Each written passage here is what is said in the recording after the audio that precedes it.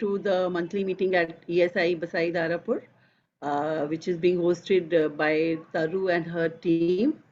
And I also welcome our judges for the meeting, Dr. Chitra Raghunandan, Dr. Renuka Malik, and I think Dr. Bela is still to join. And wishing everyone a very, very happy Diwali. And I hope the COVID situation stays like this and we can all celebrate Diwali. And followed by the AOGD conference, pre-conference workshops, we are all able to attend, and I'm happy to tell you that the day one of the conference is going to be physical, hybrid. People who would want to come can come to Hotel Lalit. We will start at 10 o'clock, and that day the conference would be inauguration followed by the conference program, and hope to see uh, you all there and meet everyone, and maybe we can all get dressed in our saris which are lying inside for so long, and have a nice time beside the academic events. And this last month has been really good for AOGD because so many of our stars we have seen, Dr. Alka, who got the Foxy Figo Woman of the Year award, Dr. Neerja Batla, who got an honorary FRCOG, and Dr. Pratima Mittal, our uh, uh, very own Dr. Pratima Mittal, also got an honorary FRCOG. So Delhi is really shining on the national front now, and I hope we will keep getting. And I think Monica will tell in her reports also that how many awards we got from the Foxy also this year.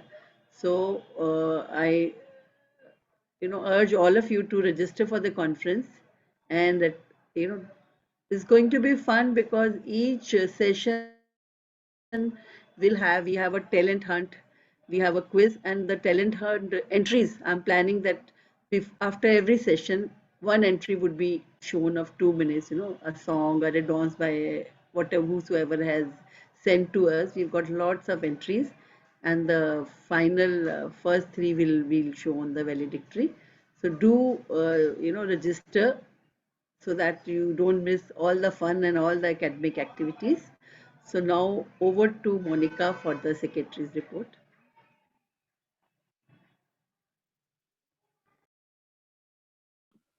Thank you, ma'am. Let me just share the screen.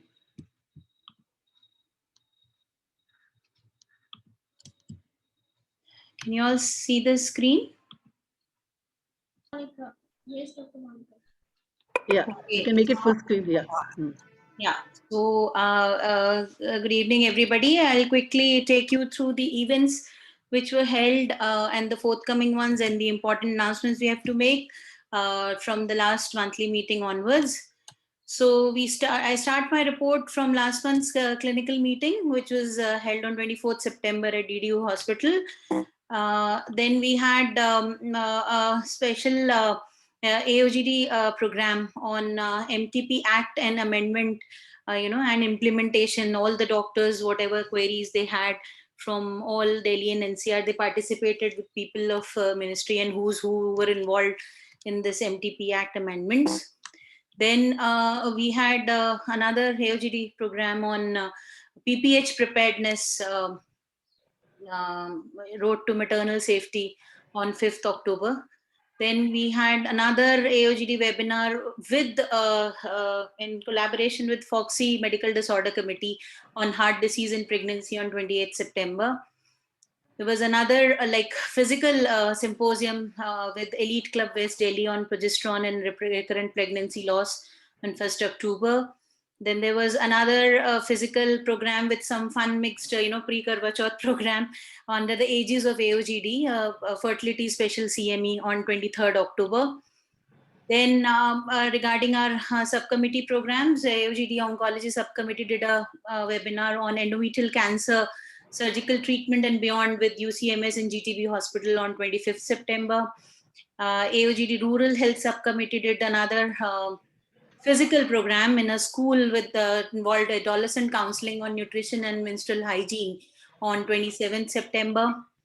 Then Adolescent Health Subcommittee did 2 programs. One was on teenage pregnancy and anemia on 29 September, and another one on fertility preservation with the DGF Southwest on 21st October.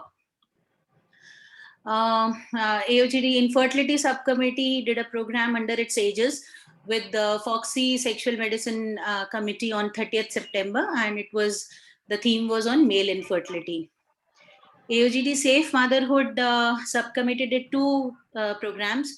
One was amongst the series of webinars which they have planned on hyperglycemia and pregnancy, and this time the topic was on preconceptional care and screening. And another program was on twin pregnancy. Are we doubling the trouble? Let's double the joy, with DGF South on 22nd October. Then we had a program by AOGD Urogynecology Subcommittee on conservative management and pelvic organ prolapse and urinary pelvic organ prolapse and urinary incontinence on 2nd October. Endometriosis Subcommittee did a program on endometriosis and infertility with DGF South on 8th October.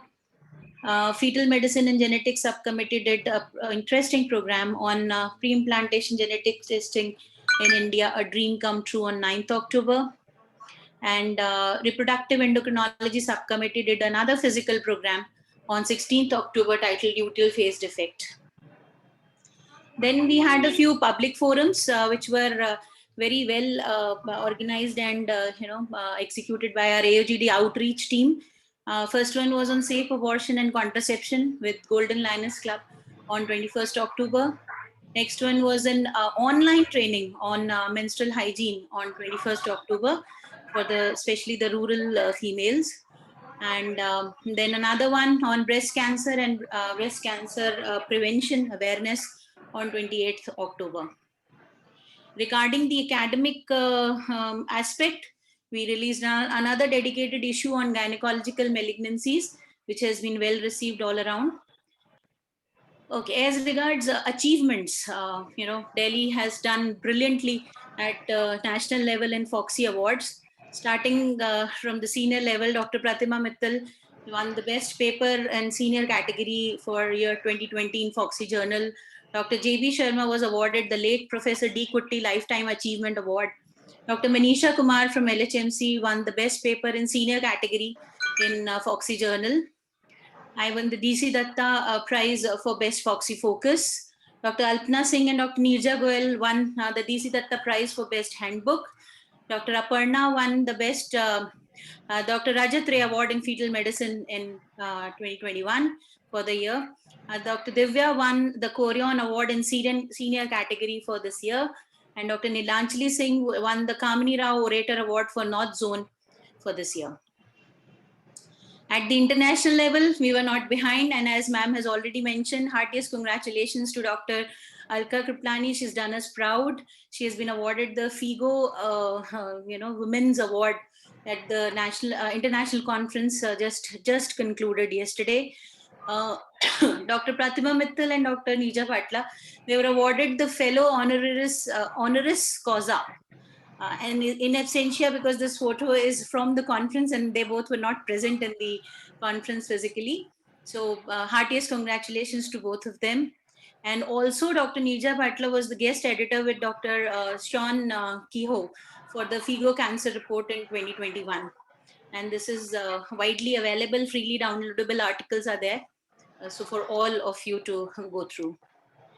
Regarding our forthcoming events, we have a program on management of cervical cancer, nuances and changing perspectives by our oncology subcommittee on 30th October, the module 2 of hyperglycemia and pregnancy by the Safe Motherhood subcommittee on 5th November. Then we have progress in fetal diagnosis and therapy, new concepts. These are the, the workshops. I'll just present that in a nutshell in one picture just now.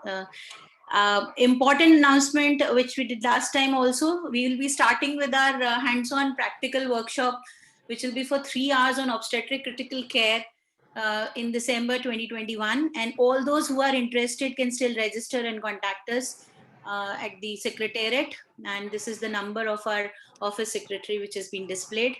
This is Sarita. of course, the very, very important announcement and inviting you all once again very cordially to the annual AOGD conference, 43rd annual conference from 19th to 21st of November, which will be decorated by national and international speakers on very nice, dedicated, crafted topics. And of course, there'll be an amalgamation of 12 dedicated workshops, both pre and post conference, starting from 11th November. And as on your screen, you can see in nutshell all the conferences. There'll be on fetal medicine, care bundle for stillbirth, then PICSEVs. This we are doing with the FOXY for the basically the research methodology, which will be beneficial for both junior and senior categories. Then medical legal concerns in obstetrics by MAMC, A to Z of postpartum hemorrhage by our multidisciplinary subcommittee, hyperandrogenism evidence-based methodology by our reproductive endocrinology subcommittee, dealing with myomas endoscopically is by our endoscopy subcommittee, protocols and procedures of cervical cancer. This will be by our oncology subcommittee at Safdarjung. Regarding the post-conference workshops, revisiting basic infertility practices, this will be again be organized.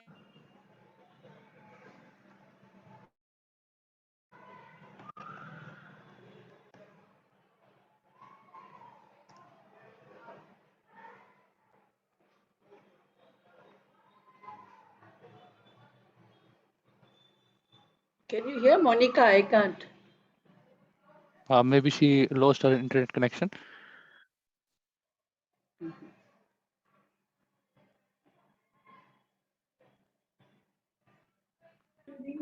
Done, and she was just going to invite you all for the conference. Yes, ma'am. So, I'm yeah. really sorry for the technical glitch. I was just about to finish the presentation only. There were just 2 slides left. I needed to inform about the quiz competition, which will be dedicated on adolescent health, and that will be held on 14th of November. So all the interested residents and postgraduates can contact the secretariat and please register with their names.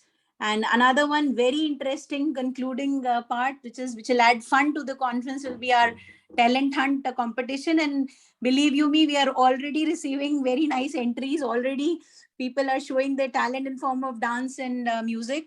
So all are welcome. All AOGD members are welcome, and they may please send the entries to the secretariat official email or the dedicated email, which we are circulating to all members, and it will be coming, and it has come in this bulletin as well. And we'll make sure that each and every member receives the information required. So that's all in my report. I'm really sorry for the technical glitch it's and okay. just It's okay. blacked out. And thank you, ma'am.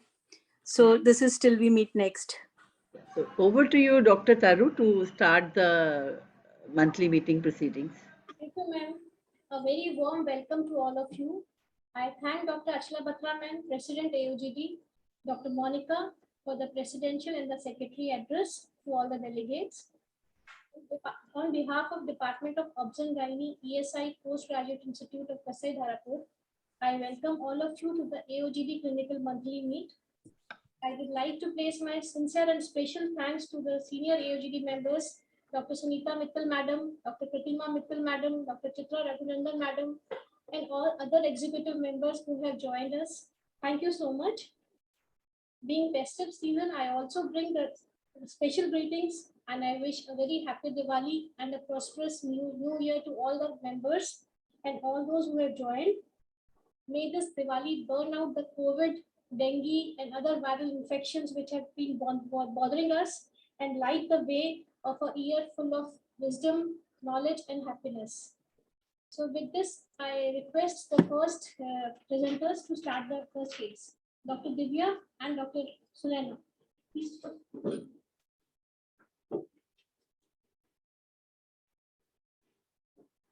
Sure.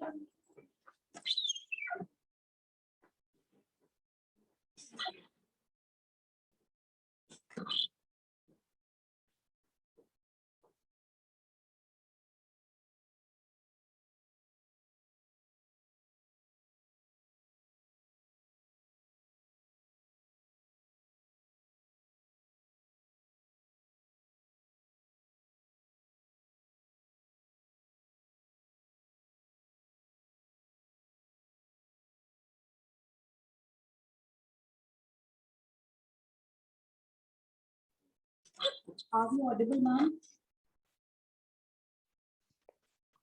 Yeah, yes, ma'am, you are audible. Just make it slideshow. Ma'am, the slides are also visible, I hope. Yes, ma'am, just make it slideshow. Hello, good evening, everybody. Good evening. Divya, you can be a bit louder. Okay, ma'am. Good evening, everyone. Today, we will be presenting a case of a Mullerian anomaly associated with rare GI anomaly masquerading as hydrocephalus.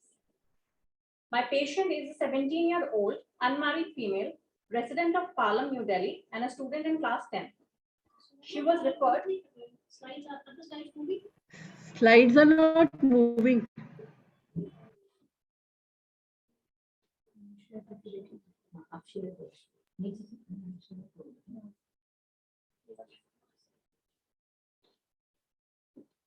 Are they moving now, ma'am? No, it's okay. We've got the It's next okay. slide. It's okay. Sharing, stop I sharing have and done. reshare again. Stop share, end the share.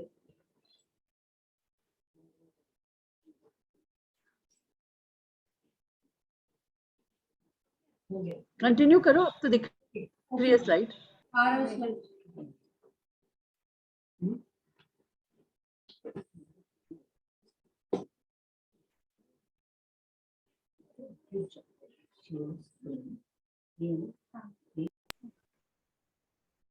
I will begin again. My patient is a 70-year-old unmarried female resident of Palam, New Delhi, and a student in class 10.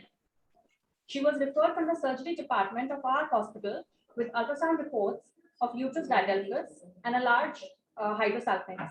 She had chief complaints of abdominal distension, which she noticed from past 20 days.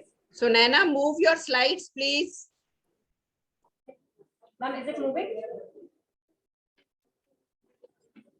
Ma'am, I'm changing the slide. एक काम करो full screen से exit कर जाओ फिर move कर जाएंगी कभी-कभी. Referred from surgery department of our hospital with the ultrasound report of uterus didelphus and a huge hydrosalpinx with chief complaints of abdominal distension, which she noticed from past 20 days, generalized pain abdomen since past 20 days, on and off constipation, followed by spurious diarrhea since past 20 days. My patient was apparently well when she noticed to have developed abdominal distension, which was insidious in onset, progressive in nature, did not relieve by food intake or fasting. Abdominal distension was associated with dull aching pain over generalized abdomen, insidious in onset, non-radiating, mild in severity with no exacerbating or relieving factors. It was associated with nausea and occasional vomiting 1 to 2 times per day. She also complained of constipation on and off such that it was followed by spurious diarrhea and passage of mucoid discharge. There's no history of bleeding per rectum or bleeding during passage of stools. Patient complained of early satiety and loss of appetite over this period of time.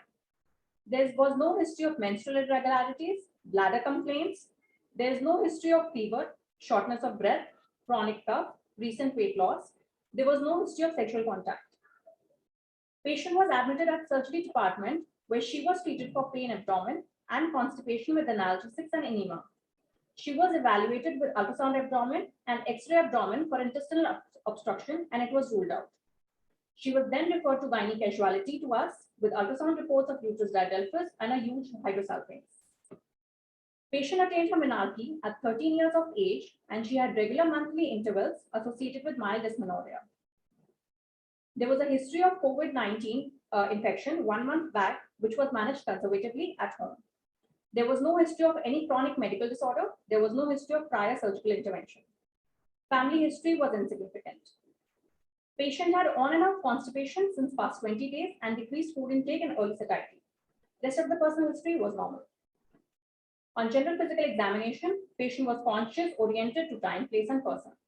She had mild kyphoscoliotic abnormality with normal grade as seen here in the image.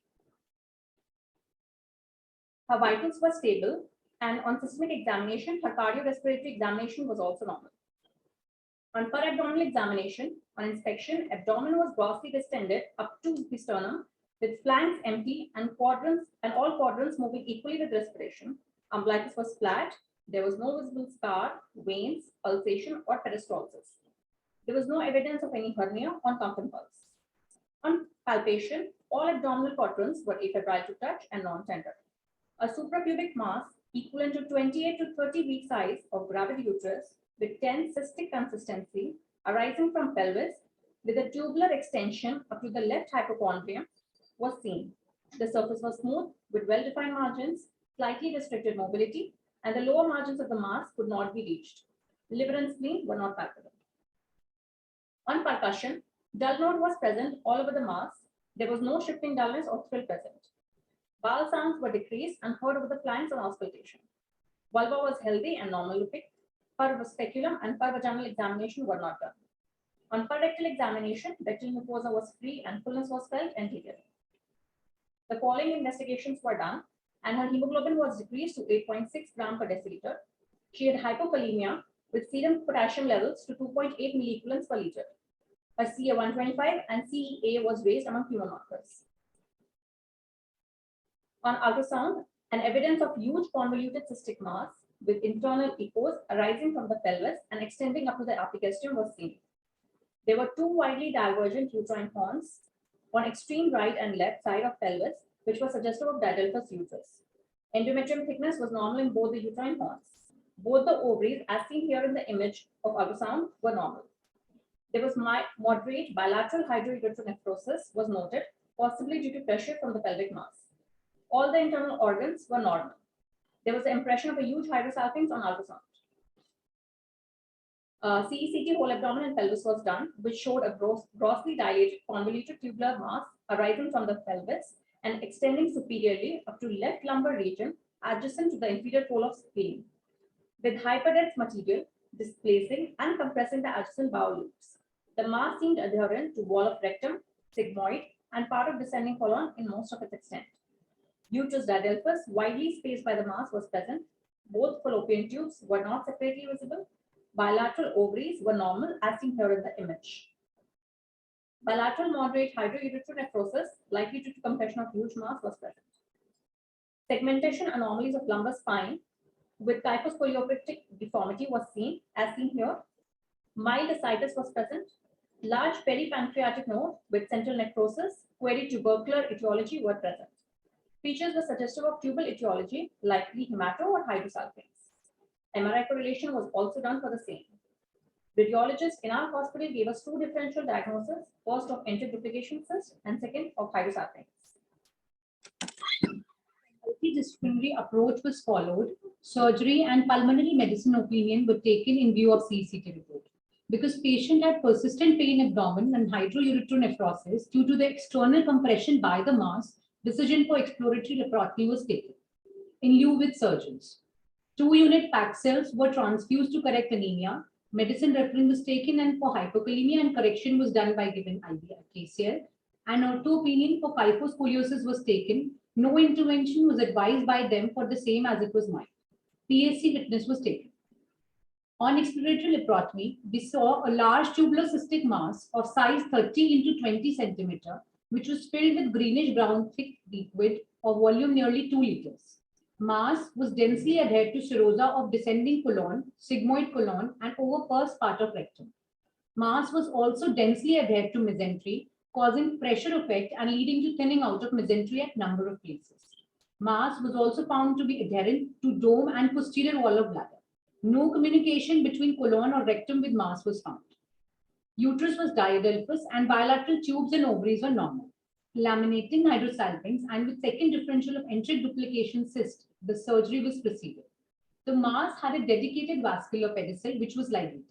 The mass was dissected completely free of surrounding soft tissue in region of sigmoid colon mass, was densely adherent to mesentery, and following edisolysis, sigmoid colon showed signs of ischemia. So intraoperative decision of colonic resection and colorectal anastomosis was done. Diversion ileostomy was done. The resected specimen was of dimension 30 into 35 into 20 centimeter. Post-op, the patient was discharged on day 15 and post-operative period was uneventful. Patient is under follow-up and is planned for stoma closure and reanastomosis. On histopathology, microscopically, the cyst wall consisted of mucosa, some mucosa, and 2 layers of smooth muscle and serosa. There was mesenteric plexus, and the whole of the picture showed us signs of colonic enteric duplication cyst. Final diagnosis of 17-year-old female with Mullerian anomaly of uterus diadelphus with a huge enteric duplication cyst and mild kyphoscoliosis. Mullerian duct anomalies, female reproductive tract develops from a pair of Mullerian ducts, paramesonephric ducts that forms fallopian tubes, uterus, cervix, and upper 2/3 of vagina. The ovaries and lower third of vagina have different embryological origins derived from germ cells that migrate from primitive yolk sac and the sinovaginal bulb respectively.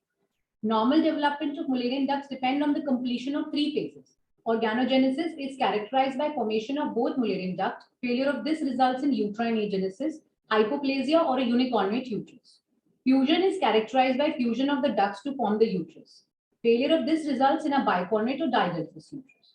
Septal resorption involves subsequent resorption of central septum once the ducts are fused. Defects in this stage results in septate uterus. Mullerian duct classification, Escher 2013. U0 is normal uterus, U1 is dysmorphic uterus, U2 is septate uterus, U3 is bicorporeal, that is partial, A and B is complete, C is bicorporeal septate. Ours was a diadelphus or complete bicorporeal uterus. U4 is hemiuterus, U5 is aplastic, and U6 is unclassified. The most commonest anomaly is the septate uterus, that is 45%. Second most common is the bicornate uterus, that is 25%.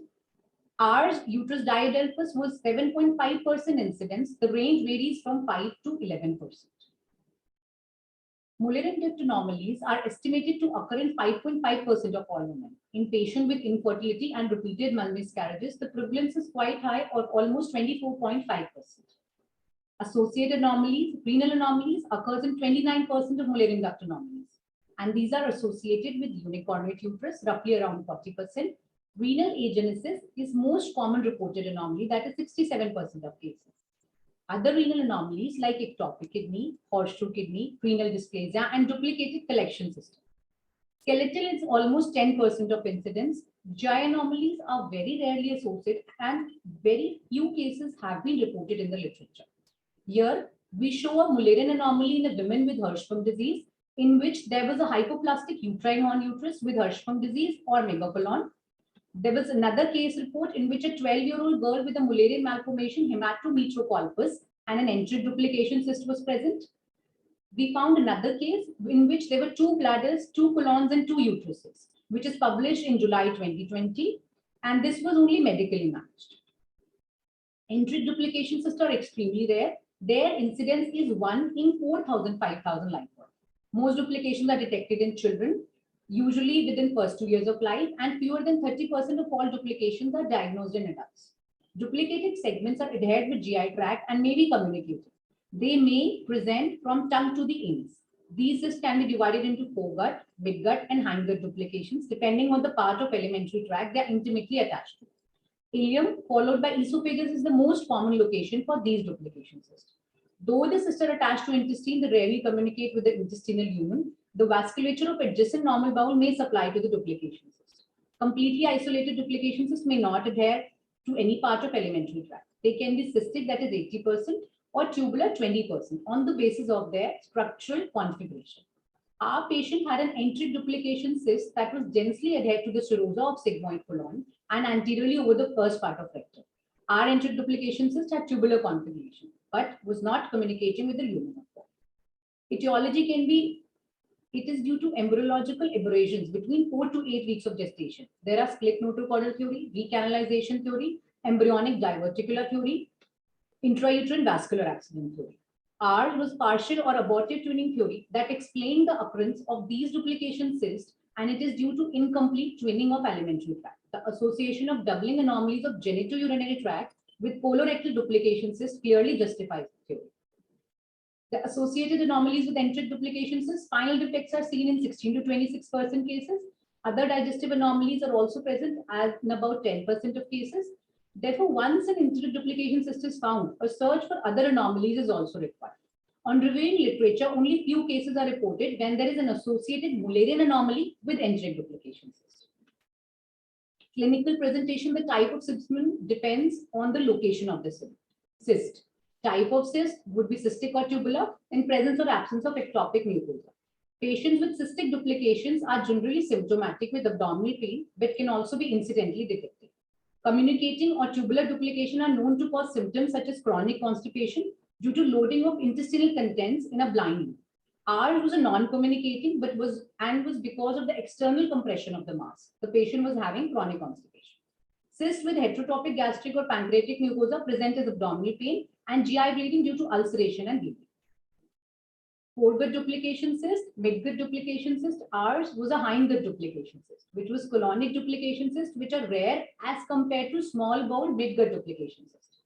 And hindgut duplication cyst, they usually contain colonic mucosa. However, some cases with ectopic mucosa has also been reported. Similar to small bowel duplication cysts, they may present as abdominal pain, palpable mass, vomiting, GI bleeding, or features of intestinal obstruction. Malignant transformation has also been seen in these cysts, such as adenocarcinoma or carcinoid tumors. Evaluation can be done. A prenatal diagnosis from an ultrasound examination is possible for these lesions. However, sensitivity is very low as 20 to 30%. Ultrasound of abdomen show a classical 5-leg cyst wall or gut signature sign. CECT and MRI also gives us a clearer picture. A technetium 99M peritoneal scan are done usually to detect the ectopic gastric mucosa. The definitive treatment for a duplication cyst is surgery. Management of incidentally diagnosed asymptomatic lesions, early surgery should be done not only due to malignant transformation if left untreated. A significant proportion of these cases may develop complications such as intussusception, volvulus, hemorrhage, or risk of malignant degeneration. There could be perforation. Complications after surgery could be localized wound infection, anastomotic leak, and adhesive obstruction. Differential diagnosis could be Meckel's diverticulum, could be congenital segment intestinal dilatation. Just like ours or another gynecological reason, a case was reported in which there was a completely isolated intestinal duplication cyst, which was mimicking an ovarian cyst, torsion in an diet, as you can see in the picture. And there was another case report in which MRI imaging finding shows a hydrosalpinx, which can be seen in the picture B, and city of our case can also be seen, which looks quite similar. Though this was a hydrosalpinx in a 51-year-old woman who underwent total hysterectomy for myoma uteri 4 years earlier. But she showed a tortuous tubular structure with hypointense signal in left adnexa, suggestive of a dilated fallopian. So it is very important for a patient with a Mullerian anomaly, we should evaluate for associated anomalies. Renal anomalies most commonly found. Associated anomalies, though very rare, but their incidence is also there, so high index of suspicion is required. Multidisciplinary team approach with anesthetists, surgeons, medical field should be done. A long-term follow-up is required for the patient. Thank you. Thank you, everyone. Now for the second case, I invite Dr. Deepshika Jaiswal and Dr. Neela Sundaram to present for this.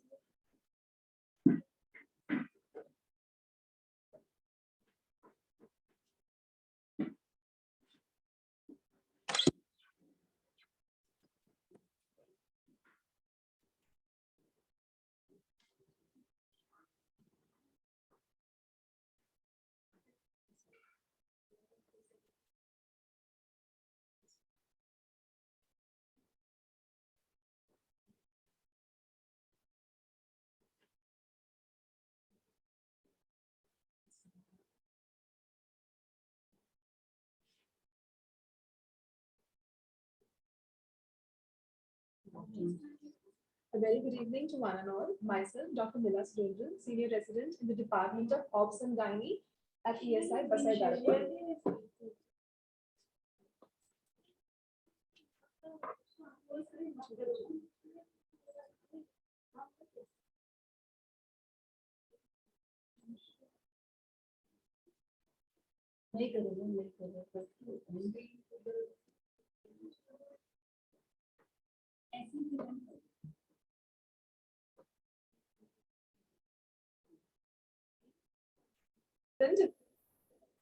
Obs and Gynae.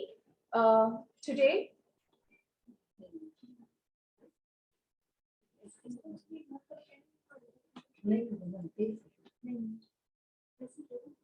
Yes, ma'am. but a bit louder. Please be a bit louder. Yes, ma'am. Thank you. Today, I'll be discussing about a rare case of degenerated fibroid presenting as secondary PPH.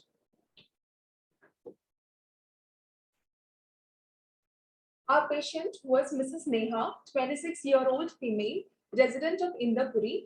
She presented as primary gravida at 36 weeks period of gestation with complaints of leaking per vagina for 12 hours. History of present pregnancy. She was a booked case at ESI Basai Darpur. She had regular antenatal checkups in all trimesters and her antenatal period was uneventful. At 36 weeks period of gestation, she presented with complaints of leaking per vagina for 12 hours with history of soakage of clothes. There was no complaint of pain abdomen or bleeding per vagina. There was no history of trauma, no history of fever or abnormal discharge per vagina. Fetal movements were perceived adequately. She was admitted on the same day in view of breech presentation with preterm pre-labor rupture of membranes. Baseline investigations were done. Past medical history was not significant. The patient did not have any surgeries in the past. Personal history again was not significant. Course of events, she was taken up for emergency LSCS in view of priming with breech presentation with PPR1. An alive, healthy girl baby weighing 2 kg was delivered as breech. Placenta and membranes were removed in total. Uterus was distorted in morphology, and there was an incidental finding of a soft, solid cystic mass of nearly 7 by 5 centimeter at the left cornual end of uterus, likely to be infarcted or red degenerated fibroid. It was a hybrid type of fibroid with subserosal and intramural component. Blood loss was average, that is 400 to 500 cc. There was no PPH. Uterus and abdomen were closed in layers. Antiseptic dressing was done and the post-op period was uneventful. Complete suture removal was done on day 10 and the patient was discharged in stable condition. On post-operative day 16 of LSCS, the patient presented with complaints of bleeding per vagina and lower abdominal pain. The pain was dull aching in nature. She gave history of soakage of 4 pads with passage of clots. There was no history of fever or foul-smelling vaginal discharge. As the patient's discharge sheet clearly mentioned peroperative finding of incidental fibroid, there was clinical suspicion of retained products of conception or degenerative fibroid. On examination, her general condition was stable. There was no pallor. Her vitals were normal. All systemic examinations were within normal limits. On per-abdominal examination, uterus was subinvoluted up to 14 to 16 weeks in size. Per speculum examination showed clots of around 100 to 150 cc, which were digitally evacuated. On per vaginal examination, os was admitting tip of finger. Uterine size was 14 to 16 weeks. There was no tenderness. Bilateral cornices were free. Patient was readmitted in gynae emergency and treated as a case of secondary PPH. IV antibiotics and IV Tramexa were given. Following investigations were done and all investigations were within normal limits. The HP was 10.8 gram%. USG pelvis was done. The findings were thick ET, that is up to 35 mm, endometrial cavity completely filled with an echogenic mass. There were multiple echogenic fossae showing twinkling artifact with ill-defined spectral waveforms. Endometrium was heterogeneous in appearance. Possibility of degenerated fibroid or RPOCs was high. Management. The patient was given tab misoprostol, that is 400 microgram was kept per vaginally. Then she was taken up for evacuation with provisional diagnosis of degenerated fibroid or RPOCs. On post-operative day 18 of LSCS, the patient was taken up for check curettage. Pieces of degenerated fibroid were removed using ovum forceps. This was followed by gentle check curettage until gritty sensation was felt. Hemostasis was secured. Betadine douching was done. The sample was sent for histopathological examination. The patient stood the procedure well. Monitored for 3 days post-procedure. IV Monosep and Metrogyl were administered. The bleeding was within normal limits. Repeat USG pelvis was done and it showed normal postpartum scan with no signs of intrauterine collection or mass. The patient was discharged on day 4 of check curettage and asked to review with HPE report. The histopathological examination revealed tissues consistent with myoma. Hence, our final diagnosis was 26-year-old para-1 live 1 with post-operative day 16 of emergency LSCS in view of primary breach with PPROM with secondary postpartum hemorrhage with degenerated fibroid. Now, I hand over to Dr. Deepshika for further discussion.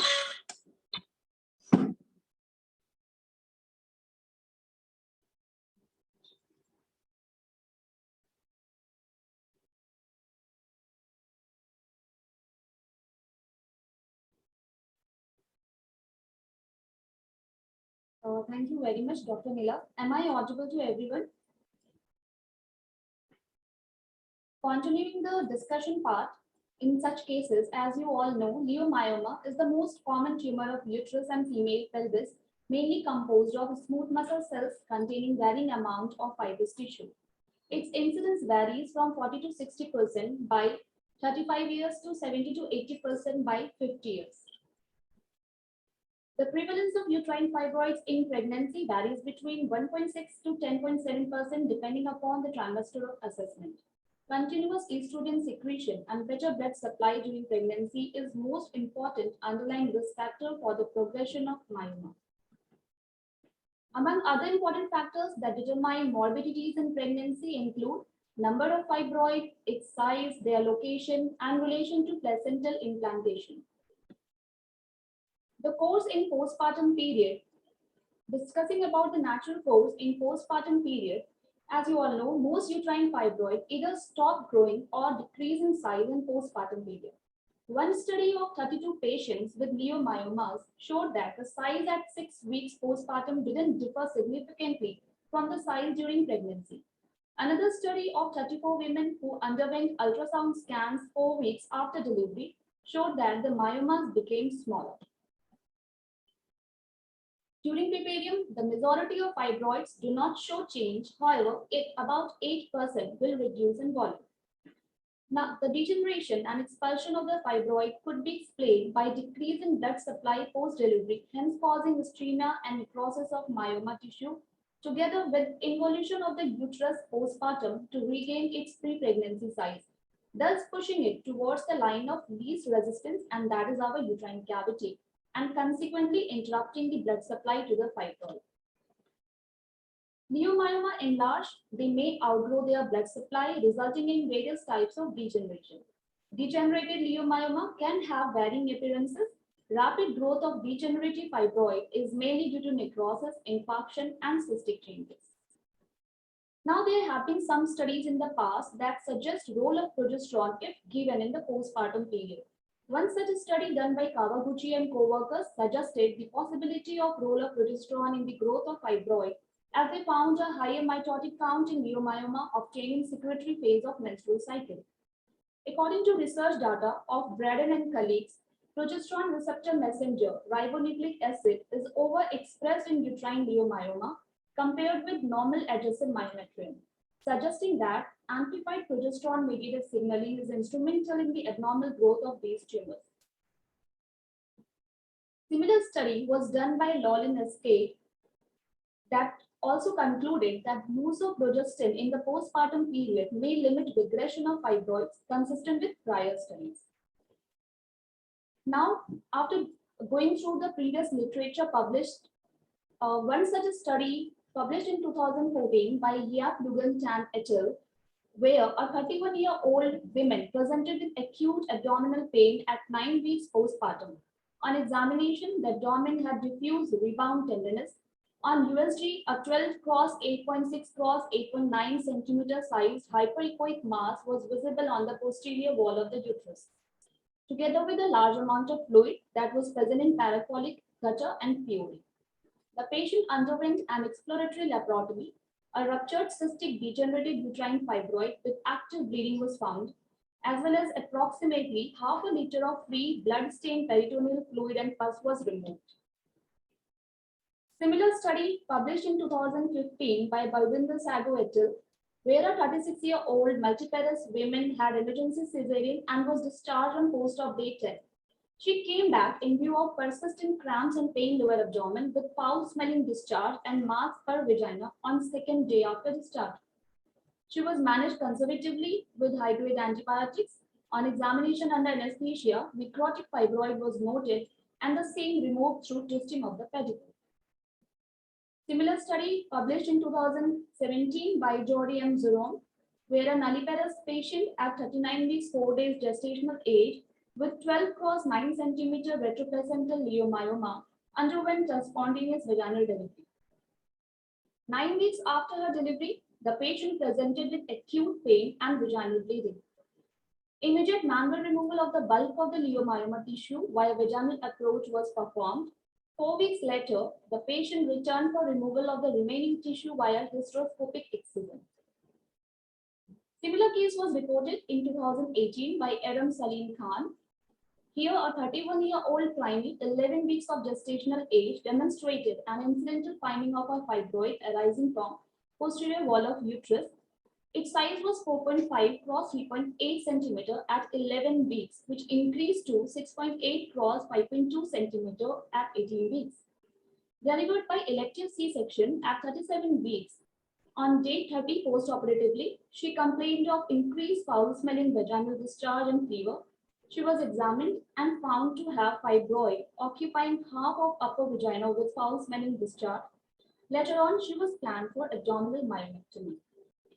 So from the above discussion and going through all the literatures published till now, what we would like to conclude is that there should be proper counseling of patients regarding complications associated with fibroid during pregnancy, during delivery, and during the postpartum period. There should be postnatal regular follow-up of patient with fibroid, and progesterone containing contraceptive should be avoided or used with caution. That's all. Thank you all for your patient hearing.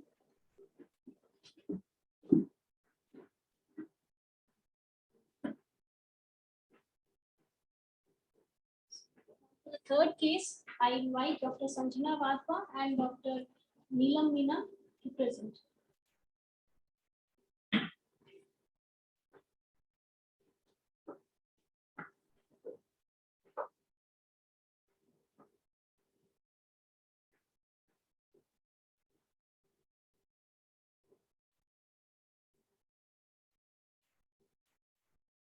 Good evening to all. Are my slides visible?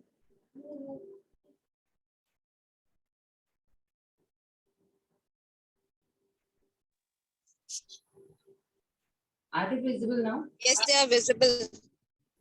Good evening to all. I am Dr. Sanjana Vadva, Assistant Professor, presenting a rare case of PID associated with endometriosis after transvaginal oocyte retrieval under Dr. Lina's guidance.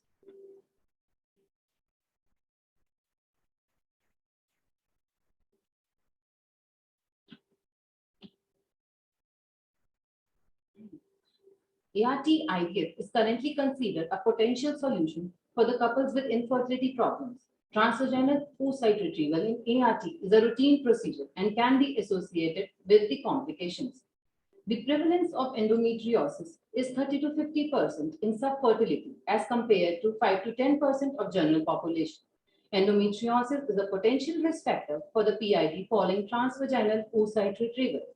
Today, we are presenting a 21-year-old female with secondary infertility with previous one abortion, grade 4 endometriosis with bladder and peritoneal endometriosis. On reviewing her past history, March 2016, she had history of dysmenorrhea, hematuria, dysuria, for which she was referred to urology. An MRI was done which showed endometriotic deposits involving bilateral adnexa and the bladder, for which she underwent cystoscopic fulguration of bladder endometriosis in 2016 and confirmed the diagnosis of bladder endometriosis on histopathology report. She underwent infertility workup, took 2 cycles of ovulation induction with clomiphene citrate 2018, but with no response. Her problem persisted, and in 2018, a repeat MRI done which showed 2 into 1.2 centimeters of dark mass in the dome of urinary bladder, causing surrounding architecture distortion. with multiple bilateral ovarian cysts suggestive of deep pelvic endometriosis with bilateral chocolate cyst. Repeat cystoscopic fulguration for bladder endometriosis done at AIMS 2018, and she was started on tablet Tynogest 2 milligram OD.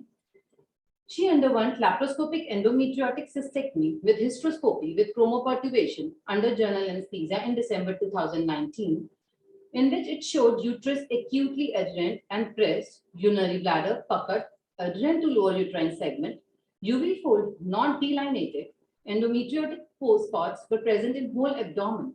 Bilateral ovaries show 4 into 4 centimeters of endometrioma. Right tube was dilated. There was increased vascularity in the lower uterine segment, anterior wall of the uterus. She was put on injection Lupride 3.75 milligram, followed by ovulation induction with HMG, but still no response. With this, the patient was referred to ESI Basai Darapur for IVF. At ESI Basai Darapur, she underwent IVF with antagonist protocol. Her serum estrogen was 3000 picomole per ml. Transvaginal oocyte retrieval was done in April 2021 during COVID pandemic due to the risk of ovarian hyperstimulation syndrome. Her 9 oocytes were retrieved. Antibiotic cover was given for 5 days. Patient stood the procedure well, and she was discharged with a follow-up visit scheduled after 1 week. With a plan of frozen embryo transfer due to ovarian hyperstimulation syndrome. She was lost to follow-up because of COVID pandemic. After 3 months of transvaginal oocyte retrieval, she presented in IVF OPD with pain abdomen gradually increasing over 1 month, abdominal swelling since 15 days, but no history of fever. Her last cycles were on 29th of June 2021. Her cycles were regular even after transvaginal oocyte retrieval. On examination, vitals were stable, afebrile. There was 18 weeks firm abdominal mass, which was felt per vaginum in the left fornix with restricted mobility. On admission, her hemogram and TLC were within normal limits. She had an ultrasound which showed uterus of normal size with a complex cystic mass of 12 into 8 into 9 centimeters in left adnexal region. She underwent MRI, which showed again a large adnexal mass on the left side of 11 into 8 into 8 centimeters with hugely dilated tubes. Right adnexa showed small tubo-ovarian mass. With this, we planned the patient for laparoscopy. On laparoscopy, here we can see the uterus of normal size with a huge distended mass on the left adnexa. Tubes, ovary could not be delineated. We did laparoscopic deroofing of tubo-ovarian mass, followed by drainage and fulguration of cystic wall. Under general anesthesia in July 2021, intraoperative, there were loculi of pus and hemorrhage, as we can appreciate in this image. Patient stood the procedure well. In post-operative period, received injection Uclox and injection Metrogyl. She was discharged on tap doxycycline for 3 weeks. Put on injection Lupride 3.75 milligram 3 doses. Her histopathology reported pus and hemorrhage. Patient is under our follow-up and she is doing well. A scan done on 23rd October 2021 showed that the left adnexal mass has considerably reduced to only 4.5 centimeter, with right adnexa just bulky. Now I would like to call Dr. Neelam for discussion and review of literature. Thank you, Dr. Sanjana. Now I'm going for discussion and review of literature. As we know, transvaginal oocyte retrieval has been accepted as a standard procedure in ART. It may be associated with complications. Documented complications after transvaginal oocyte retrieval are bleeding from vaginal wall puncture, which is 1.4 to 80.4%, which is most commonly encountered. Intra-abdominal bleeding 0.05 to 0.2%, pelvic infection and pelvic abscess 0.2 to 0.5%. Perforation of the bowel and the adjacent organs are rare. Other rare complications are uterovaginal fistula, ureter injury, bladder injury with hematuria. These are more common in patients with endometriosis. Now, on reviewing the literature, a retrospective analysis study was done, which studied 23,827 oocyte retrievals in a large-scale reproductive technology program They reported incidence of complication after transvaginal retrieval are hemoperitoneum, pelvic pain, vaginal wall bleeding, bladder lesions, infected complication, and anesthetic complication. Infected complication, they found 10 patients, out of which 6 required admission. And in this, 2 patients end up in laparoscopy and 1 for laparotomy.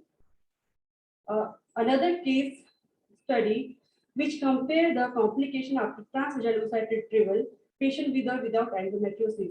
They reported that the complications are more with the patient of endometriosis, especially pelvic infection, which is 5.3%, were seen only in a patient of endometriosis and none in a control group.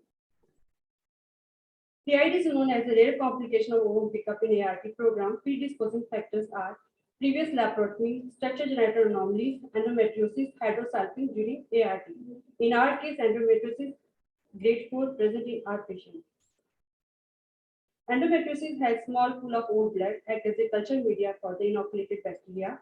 Inoculation of the vaginal bacteria and the anaerobe opportunistics is suggested to be a cause of PID following oocyte retrieval. In endometrioma, both the pseudocapsule of endometrioma and its blood inside may prevent antibiotic prophylaxis from the overcoming the transvaginal bacterial inoculation. Antibiotic prophylaxis not routinely used after transvaginal oocyte retrieval, but some in special cases like history of hydrosalpingo or in endometrioma, like in our case, pelvic inflammatory disease, and where the blood loss was more than 2 ml, we need antibiotic. Like in our case, we gave antibiotic because our patient presented with the grade 4 endometrioma.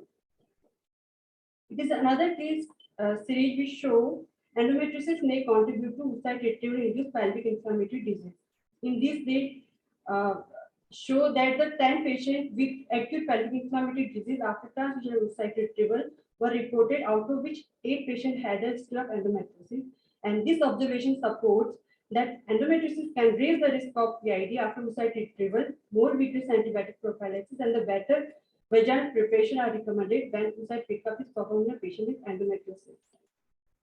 It is a similar case report which was published in April 2020 in Japan, which reported a case 35-year-old woman who had been treated for infertility and endometriosis, presented with abdominal pain that appeared several days after ovum pickup. A week later, transvaginal ecography was done, revealed right oviduct enlargement and planned for conservative management. But conservative management failed and patient was undergone for laparoscopy. In this, the abscess drainage and the excision of adnexa was done. They highlighted that the presence of endometriosis may aggravate the infection, but the relationship between the extent of the endometriosis and the severity of the infection is not known. Even the endometriosis is mild, as it was in this case. Surgical treatment should be considered if the severe infection occurs after ovum pickup and conservative treatment is not effective.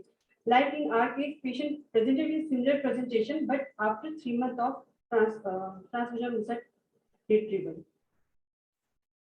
Hence, to conclude, the oocyte retrieval procedure can be considered as a safe procedure, although patients and physicians should recognize that it is not without risk. In women with endometriosis, antibiotic prophylaxis is indicated at the time of oocyte retrieval to reduce the risk of PID. It is recommended to collect as many oocytes as possible with a minimal number of punctures. The use of povidone iodine followed by saline solution is more effective procedure than saline douching, along to prevent ovum pickup pelvic infection without spoiling the oocyte quality. Currently available data are limited to estimate complication rates and the challenges associated with oocyte retrieval procedure in patients with endometriosis. Further clinical studies are required in this field. Thank you. Thank you.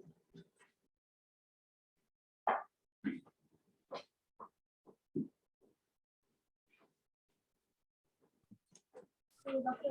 Achla Madam, now the presentations are over. You can have audience interaction and followed by quiz. Dr. Rekha.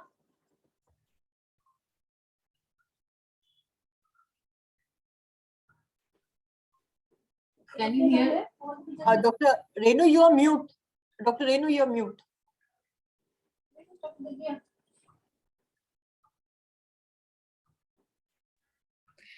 Thank you, Dr. Charu. You have really selected very nice cases for presentation. They were all very rare cases, and they were really presented very well. Your team has really presented them very clearly and also with the review of literature. Now, as far as judges are concerned, I invite Dr. Chitra Raghunandan, Dr. Upma Saxena, and Dr. Renuka Malik.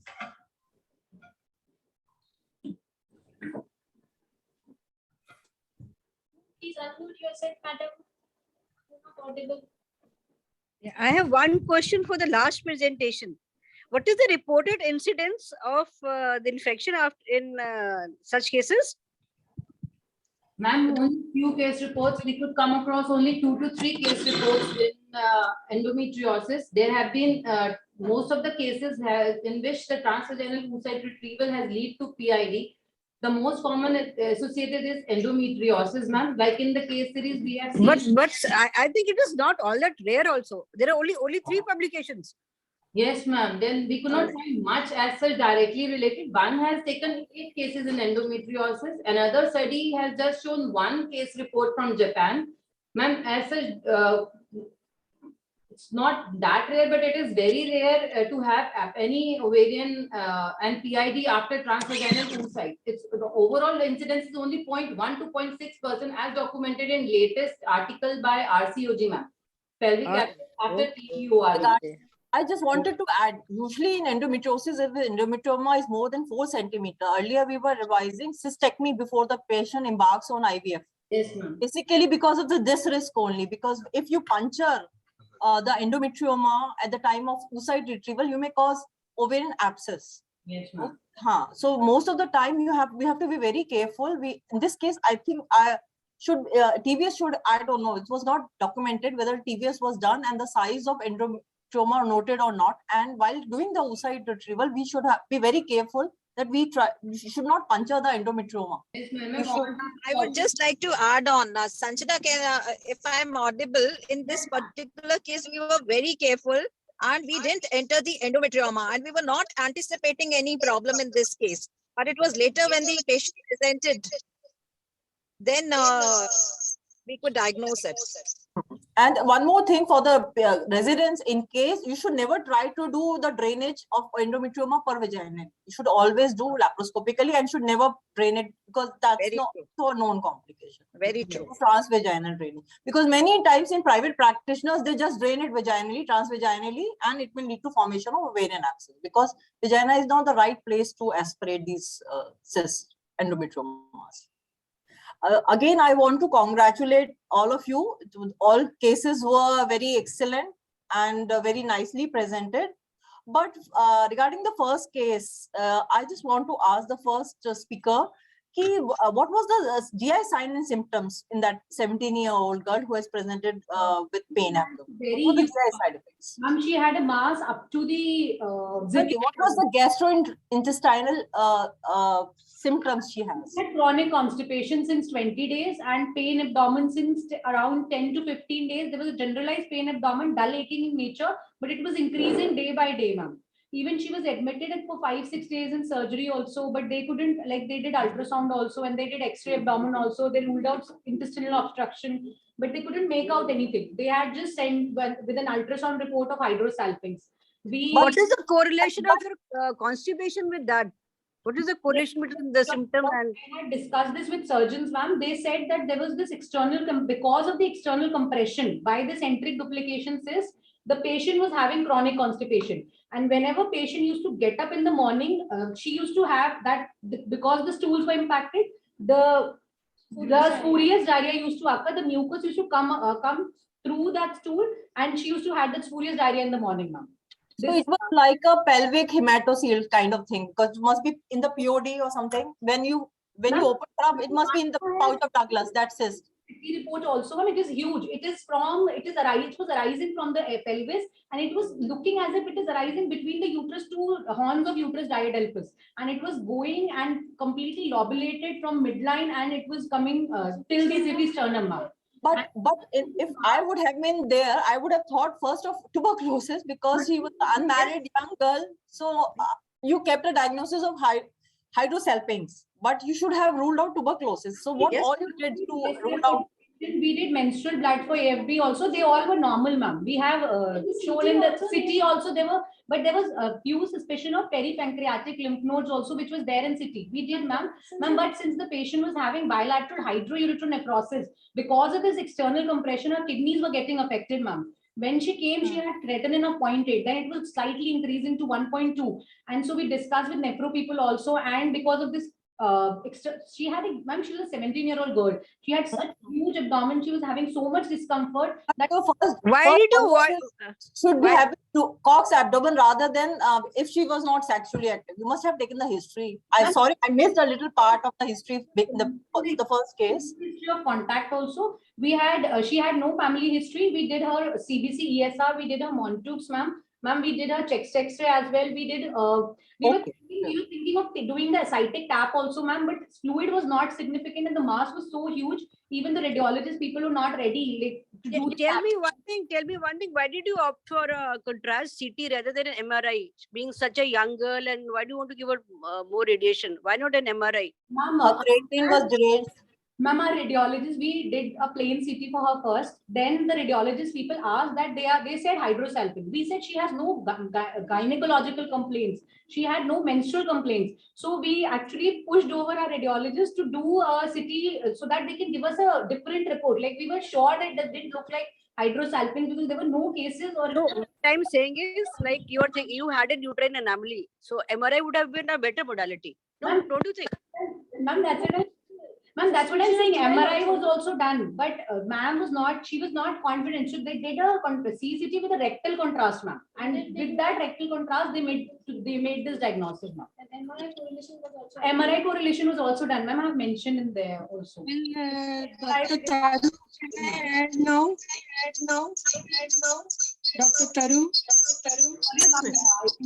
Yes, Dr. Chitra. Cases were very well done, and they were rare cases, and scientific presentation, the discussion, everything went out very well. All three cases had a good scientific support also. So in the first one, the Mullerian duct anomaly, to have a GI anomaly with a Mullerian duct anomaly is very, very rare. And so the young girl presenting with an abdominal mass would have given you lots of clinical diagnostic difficulty. However, the laparotomy decided the diagnosis for you. Yes. So it is that, and the CT scan is a necessity whenever there is a abdominal symptom and the patient has a gastrointestinal complaint. It is better to have a CT scan rather than MRI. So that was correctly done, and of course you had the diagnosis on laparotomy and histopathological examination, extremely rare, but well done. And the second case, the secondary PPH with fibroid uterus, very well, at the end of the talk, you made a very well take-home message that whenever the patients with fibroid uterus present with pregnancy, it is important for us to tell the pregnant women the complications of pregnancy, delivery, and postpartum.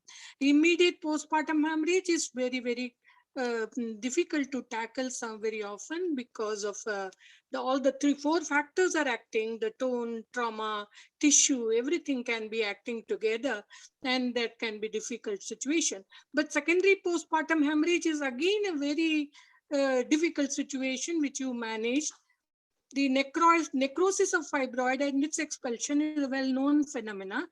I want to ask the young presenter, what all preparation did you make before undertaking the examination under GA for a fibroid uterus with a suspected fibroid uterus with this PPH, secondary PPH? Yes, ma'am. First of all, while dealing with the case of secondary PPH, we always be very careful to rule out any routine products of conception. So after stabilizing the patient, we first went for an USG, which gave us a dicey diagnosis of whether it can be a RTOC or it can be a degenerative necrotic fibroid. And before taking her up for a check curettage procedure that we were dealing with vaginally, we arranged her adequate blood products. We gave her hemostatic agents also. And on her pervaginal examination, we could feel the products through her os while we gave her mesoprost, and the products could be felt. They were easily removable. So we took the procedure ahead and went for complete removal of the fibroid, checking her bleeding at every and each point of time. And as such, we don't have any uterine artery embolization modality present in our setup, so we couldn't opt for that modality. But that can be a better modality if available anywhere. I have a question, whether you have given antibiotics beforehand? How long after the admission you took a patient for DNE? We gave her antibiotic coverage along with hemostatic agent. After on day 16, she got admitted, and on day 17, we got her USG done, and on day 18, we took her for check curettage. So after 48 hours of admission, you decided for, but I think you should have also taken the consent for hysterectomy in this case, because it's not always necessary that you could remove the fibroid so easily as you did. Yes, ma'am. According to you, it was just lying there and you just removed it. But most of the time, it's not like that. Yes, ma'am. Yes, ma'am. Actually, we took the consent for hysterectomy also. That you didn't tell in your presentation. Ideally, you should. And counseling is very important because she was para 1, living 1, and you were taking her for secondary hemorrhage. She was already previous cesarean, so definitely you should have counseled her for hysterectomy also. Because majority of times it may not come out, and you may call precautions are very, very important, like taking signature for a hysterectomy when there is a fibroid uterus with secondary PPH, and all other conservative mode of therapy should also be available to her, and including a pressure package inside intrauterine tamponade along with uterine artery embolization. These are the methods available to us now, and we should be ready to do. You can do uterine artery embolization and then take her up for a DNC cases. That is an alternative. We have done that in the past, especially with arteriovenous malformations, when you have done embolization and then taken up for an evacuation if needed. The third case was, of course, a very difficult one. Was there any alternative to you to do rather than ovum pickup in this patient who has had so many interferences in the past, and you landed complications? And the patient landed up in a serious complication requiring a laparotomy and all that. Could you have had any other alternative for this patient? Madam, this patient was a very complicated case of endometriosis, and she had already had tried ovulation induction multiple cycles, and there was no response. And with grade 4 endometriosis and bladder endometriosis, peritoneal, we had no option except to go ahead with the IVF. That was the only chance for her to have a baby. Could you have suggested donor ovum? Actually, madam, her AMH was good, counts were good. So in this case, we counseled her and we went ahead with the ovum pickup. Okay. Anyway, you have got sufficient number of 9 now. embryos. Hopefully, she has a successful pregnancy. Thank you, ma'am. Thank you. Inside. Yeah, I just wanted to ask, this patient had undergone a laparoscopy before she embarked on this oocyte retrieval. So why tubal clipping was done at that time, because there was a hydrosalpinx also. Tubal clipping was not done. Okay. So are you planning, because you have already frozen the embryos and she has such a big hydrosalpinx? Actually, we had already done laparoscopy now when we did removal of that TO mass. Okay. All the tube and ovary that was engulfed in the mass, which we have already managed now. Okay. So you have removed the tubes. Salpingectomy you have done when you perform this laparoscopy. Because it was all engulfed. Yeah, maximum de-roofing along with drainage and fulguration. That whatever was possible, we had done. Okay. That's good.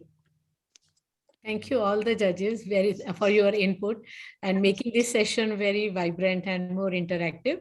Now for the next session, I invite Dr. Rekha. Dr. Rekha, please join. Yeah, thank you, ma'am, and good evening, everyone. So welcome you all to the next session of this monthly meeting. And now we start our quiz. At the quiz,